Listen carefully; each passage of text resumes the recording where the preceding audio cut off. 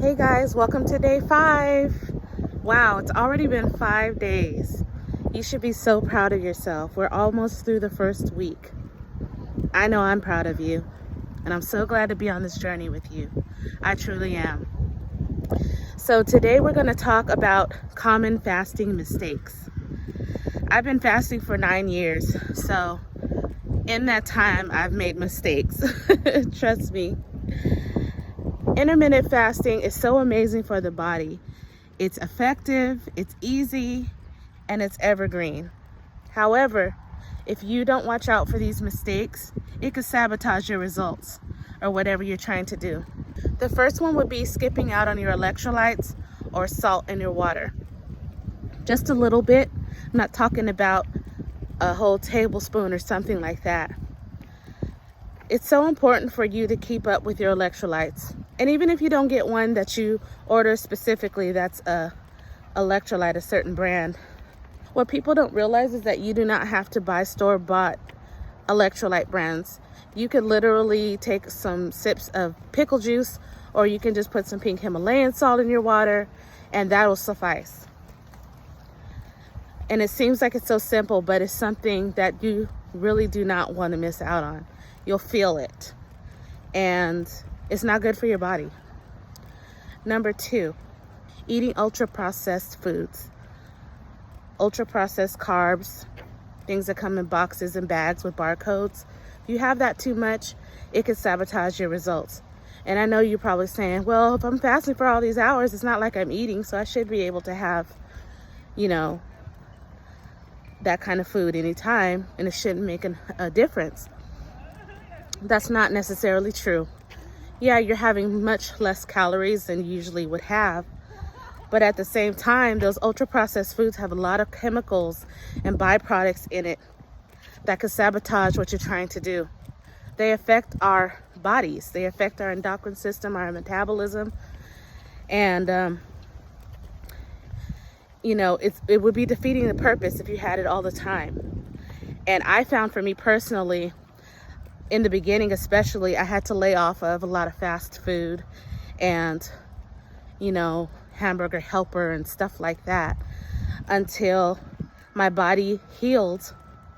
And then I was able to reintroduce those types of foods to see what my body liked and what it didn't like. And so what I'm saying is, you don't have to say goodbye to those foods forever, but if you're trying to accomplish ultimate health that you never had before,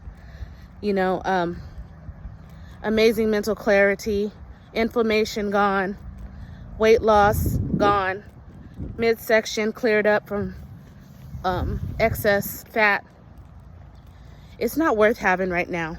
Your whole focus should be on healing your body so that you can release the weight and the chemicals and the sugar, all of the stuff that is making you sick.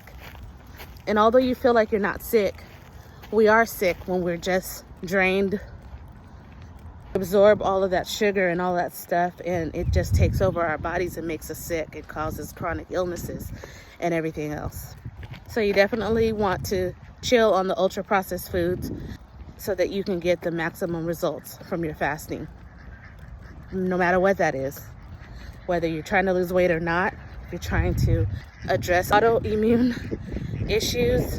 Okay, this one's probably going to surprise you. You don't want to undereat. If you are fasting and you feel like, oh, I'll get better results if I don't eat as much, or I have just a little bit, that's not a go. I'm not saying stuff yourself, but you want to be satiated. You want to make sure that you feel satisfied and that you have enough nutrients to carry you on until your next eating window. So the only way you could tell how much is enough food for you is starting to fast, and you'll see how you start to feel. For instance, right now, when I have my dinner, I know when I'm like, okay, enough is enough.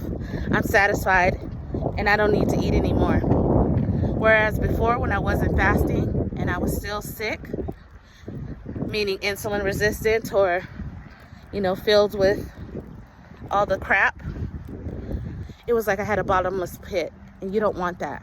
So you really want to just make sure that you're eating enough food, make sure you have enough protein and fiber, and you'll be fine. You really will. This is my experience backed by science. So I wish you nothing but the best. Keep trudging forward and make sure that you're not making these mistakes, and you'll be fine. And if you do make the mistakes, correct them and keep on pushing forward. If you don't do good on your fast for a day, dust yourself off and try again and keep moving forward. All right? See you later. Bye.